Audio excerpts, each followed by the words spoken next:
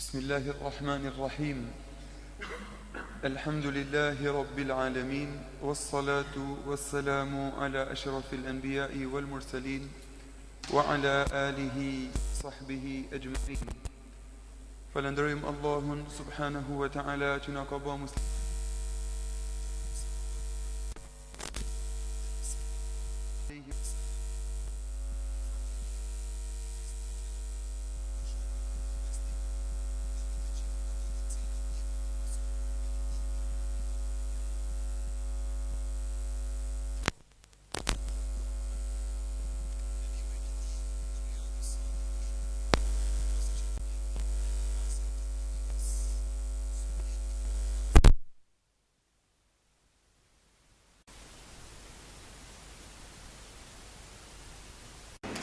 Në këtë temë, Imam Nevaviu ka përmend vetëm 2 hadithe të profetit Muhammed sallallahu alaihi wasallam.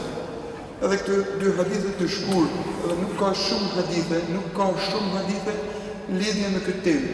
Është mjaftuar Imam Nevaviu me këto 2 hadithe për me vërtetuar faktin e këtij sunneti. Thot Imam Nevaviu në titull, kapitulli 2. Nxitja e faljes së namazit të përshëndetjes së xhamisë. Është e papëlqyeshme, është e urrejtën me ul pa fal namaz. Në çdo kohë që të hysh në xhami, pa marrë parasysh, a fal 2 rekat përshëndetje të xhamisë, a fal namaz farz apo fal sunnetet e vaktit. Sunnetet e dreksa, sunnetet e sabahut, atë i qenis, atë akshamit apo të jacis. Edhe një herat temen, nxitja për faljen e namazit për shëndetjet xhamis, është e urrejtur me ul, është me kërk e papëlqyeshme me ul pa fal namaz, në çdo kohë që të hysh, pa marrë parasysh, ama sabahut, ama i qenijet, a para akshamit, a para jacijet, kur do që të hysh në xhami, pa marrë parasysh, dhe pa marrë parasysh se a fal 2 rekat sunnet të përshëndetjes xhamis, a fal direkt farzin, apo fal sunnetet e vaktit, që ki shku me fal në xhami. Prej kësaj teme, ose prej këtij titullit, kuptojmë se besimtari musliman nuk duhet me ul në xhami pa fal namaz. Çfarë do namazi qoftë ky? Ky hy në xhami duke u thirr ikameti. Nuk fal 2 rekat sunnet për shëndetjes xhamisë, parashtohesh në saf dhe bëhesh gati me fal farzin. Ky hy në xhami duke u thirr ezani. Pret, i përcjell fjalët e ezanit, masi që marran ezani, fal sunnetet e vaktit, edhe nuk ka kohë për sunnetet e nderimit dhe të respektit dhe të përshëndetjes së xhamisë. Ky hy në xhami është duke u fal farzin. Nuk ka kohë për namaz për shëndetjes së xhamisë, lidhesh në farz direkt. Ky hy në xhami përpara se mu thirr ezani. Atëherë ke sunnet me i fal 2 rekat për shëndetje dhe respekt dhe nderim dhe mallnim për xhamin. Në realitet nuk është për xhamin, është për Allahun subhanahu wa taala, se ti shkon në shtëpitë Allahut, me i bë ibadet Allahut dhe me i ofru Allahut dhe respekt dhe adhurim dhe mallnim ndaj Zotit subhanahu wa taala, i fal këta 2 rekat për hatër të Allahut subhanahu wa taala. Është argumentuar Imam Nevaviu me 2 hadithe.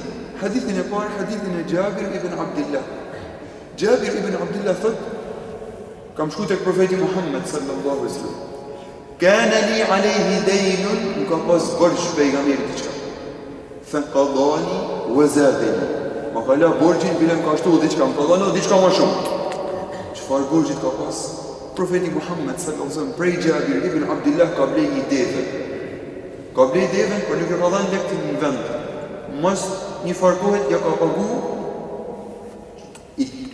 i ka dhënë çmimin e devës edhe diçka më shumë se sa kara në ujdi për atë çmim.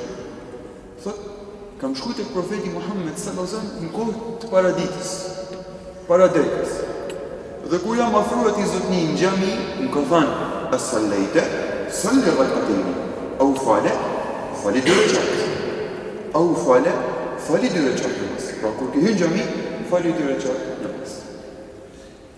Një këto 2 rekat sunnet, ose një këto 2 rekat namaz, a janë sunnet, a janë vajib. Ka hoxhallar, dietar, që kanë gjykuar se këta 2 rekat janë vajib. Duhesh patjetër me fal. Je gjuna qartë tek Allahu subhanahu wa taala, nas nuk i fal. Me që janë arsyetu. Janë arsyetu me faktin se profeti Muhammed sallallahu alaihi wasallam ka qenë duke marrë hutben, kur ka ardhur një person në xhami, dhe ai zoti e ka ndërprer hutben edhe ka thënë, ai fali 2 rekat namaz, fali 2 rekat namaz. Sikur mos kishte pas vlerë ky namaz, nuk do ta kishte ndërprer pejgamberi Muhammed hutben e xhamas. Fakti se e ka ndërprer hutben dhe ka bisedu me të, dhe e ka pyet, ai fali 2 rekat namaz, jo, ai fali 2 rekat namaz. Tregon vlerë, tregon diçka më shumë se sa sunnet. Shumica dietarëve, kur tham shumica dietarëve kanë për qëllim 4 mëdhëvet e njoftuna. Thonë që këto 2 rekat janë sunnet të pëlqyeshme.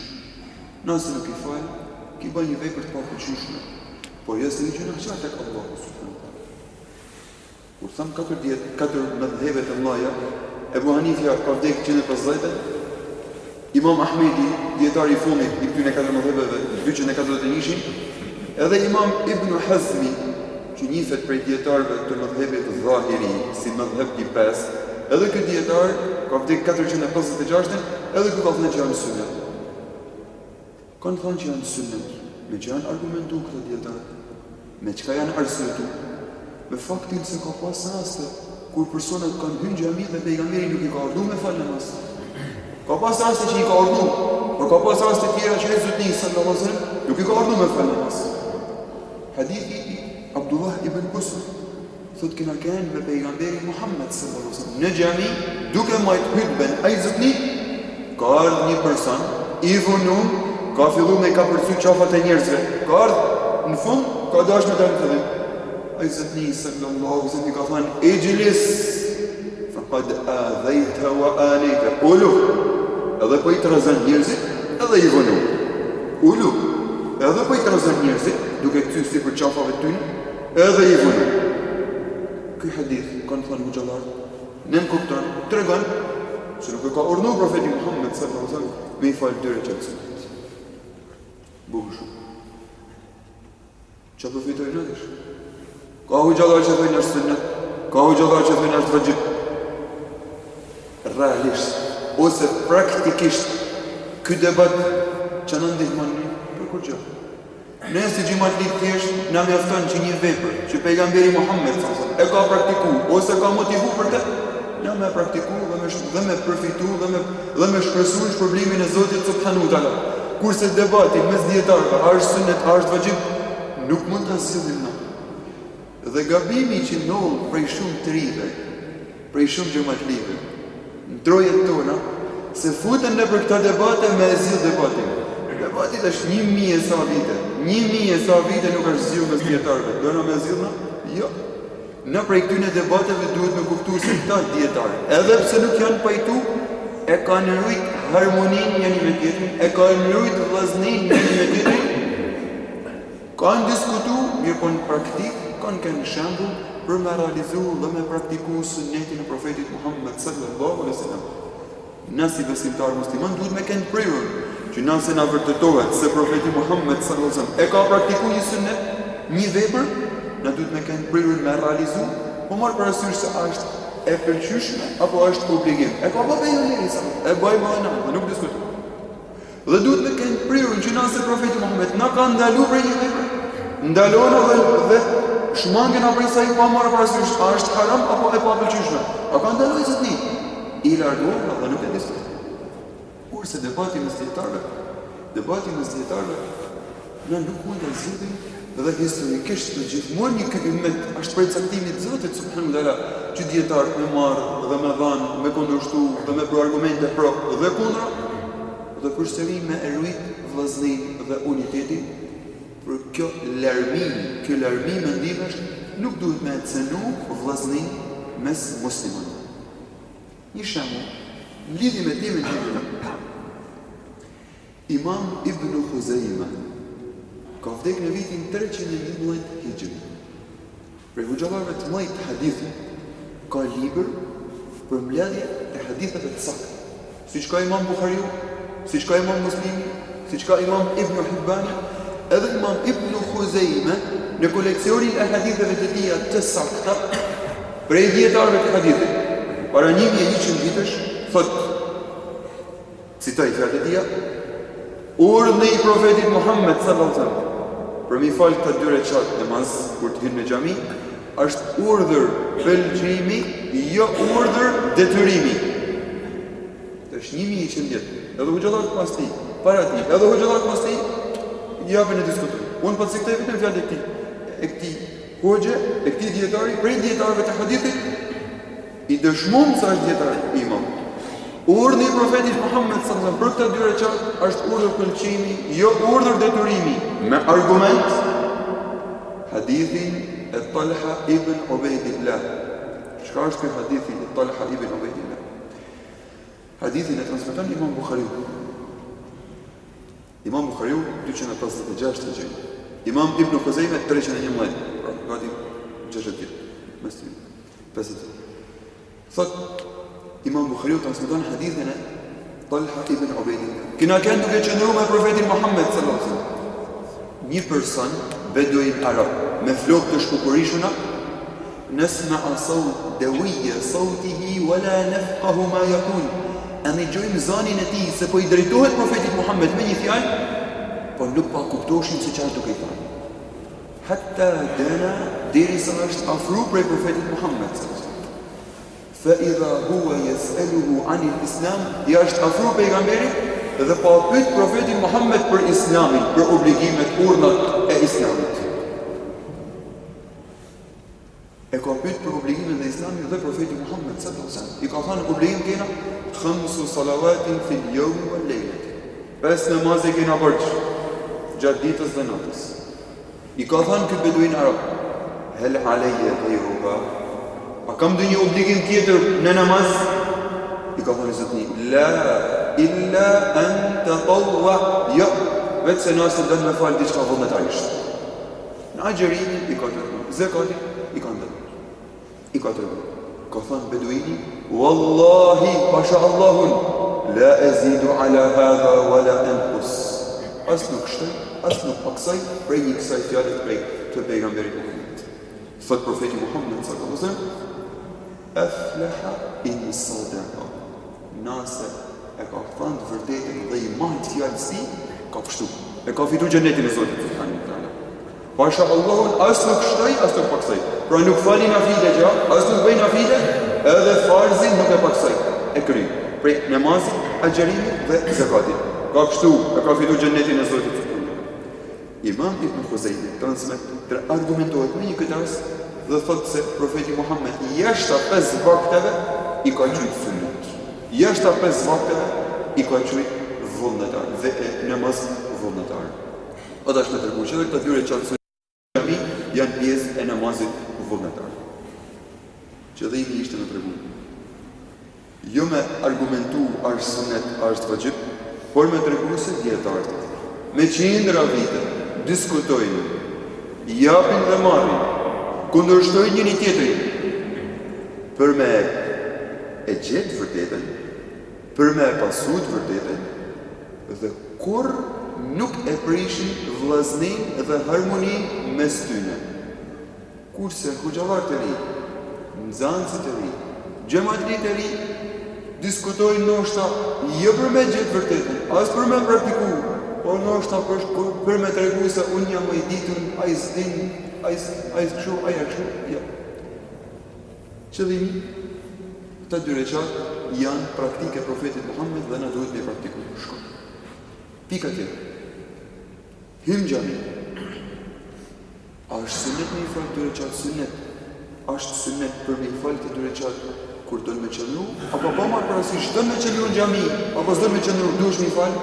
Hoxhallarët kanë thënë, e ke sunnet nëse vjen xhami me njetë me qëndru, kurse nëse ke harru diçka, hyn xhami, e merr edhe del, ose do me sjell diçka, e vjen edhe del, nuk është sunnet me i falë. Kurse nëse do me qëndru në xhami, i falë të 2 rekat sunnet. Pikë tjetër. Nëse vjen xhami, harron ulesh. Hyn në xhami, ule, harrove me i fal të dy rekat sunet. A bën më uqu dhe me i fal, mësi që ki harru dhe i ul, përse i këban, lejohet. Ose hyn në xhami dhe ulesh dhe nuk e din se duhesh me i fal të dy rekat sunet. Dhe një vëlla musliman thot, selam aleikum. Është praktike e pejgamberit tonë me i fal të rekat sunet. Të parë se u ule, qo dhe falu, se ki se vap të Allahu. Nëse ulesh duke mos e di, ose nëse ulesh duke harru, ke mundësi më uqu dhe mi falë të dyre qatë sunet. Dhe kjo gjaka ka nënë kone profetit tonë Muhammed. A i zotni duke majtë hutbe, ka ardhë një person i qujtën Sulejk el Ghatafani, ashtë ullë. Profetit Muhammed sallallahu e ka ndërprej hutbe, edhe i ka thanë, o Sulejk, kum fasalli rak'atejni, që dhe fali dy rekat namaz, wa tajawaz fihima dhe fali shkurt, nësi fal gjatë. Ka thane i Zoti sallallahu idha jaa ahadukumul jum'ata wal imamu yakhutub. Nëse hindi kush në xhami dhe imami është duke marrë hutben, falyarka rak'atejni, leti falin dy rekat namaz, wal yatajawaz fihima në mënyrë të shkurt. Leti falin dy rekat namaz në mënyrë të shkurt. Pra, ky rast, jetë në kuptu që personi u ull, pejgamberi i thënë qo dhe falin. Nëse ulesh se ke harru, ose nuk e di, ke mundësi mu qumë një falë, këta dy rekat sunet. Hadithi tjetër, hadithi i Qatades, i Ebu Qatade, prej shumë në profetit Muhammed sallallahu. Ka hynë xhami, e ka gjetë pejgamberin ullë, bashkë me sahabët e tij. Ashtë ullë dhe kë sahabë. Profeti Muhammed sallallahu e ka pasë ashtu, i ka thënë, ma mana'aka an tarka'a rak'atayn qabla an tajlis. Që të pengaj ty me i falë dy rekat namaz para se më ul? Sahabiu i ka thënë, o i dërgumin e Allahut, ra'aytuka jalisan wan nasu julus. Të pash ty ulën, edhe njerëzit ulën, ula dhe ulën. Ai Zoti sallallahu alaihi wasallam ka thënë, idha dakhala ahadukum al-masjid, nëse vjen dikush për në xhami, fala yajlis mas'ulat, po i falë dy rekat sunet. Nëse vjen dikush në xhami, mos ulet, po i falë dy rekat sunet, po i falë dy rekat namaz. Edhe në këtë rast, Ebu Qatade është ullë, profeti Muhammed sallallahu e ka këshillu që dhe fali këta dy rekat sunet. Pra, lejohet që masi që t'ulesh, unë që dhe mi falë dy rekat sunet. Pika tjetër. Aja që diskutohet mos shumë kur imami është duke majtë hutben, dikush thot, a bën me i falë dy rekat sunet, apo s'bën me i falë dy rekat sunet, a duhet me dëgju hutben se hutbja është farz, apo duhet me i falë dy rekat sunet se profeti Muhammed sallallahu alaihi wasallam na pas ka thënë që me i falë dy rekat namaz edhe pse hutbja është duke u majtë. Duhet citu para jush transmetimin e Imam Tirmidhiut. Imam Tirmidhiu tregon një rast